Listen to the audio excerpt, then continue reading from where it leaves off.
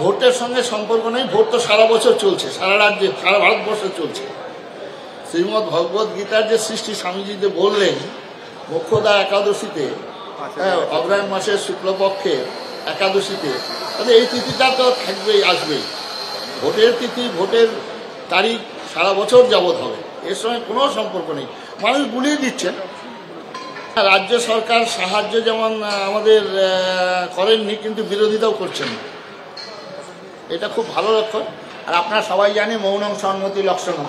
হ্যাঁ, অবশ্যই জানানো, এটা প্রোটোকল স্বামীজি বলেছেন, কারণ আমাদের প্রোটোকল অনুসারে সবাইকে জানানো, কারণ তিনি সেই চেয়ারে যিনি আছেন তাকে জানানো কর্তব্য, আর সেই রাজ্যে আমরা করছি। ওনার আশ্রয়ে অবশ্যই করা দরকার, করেছি।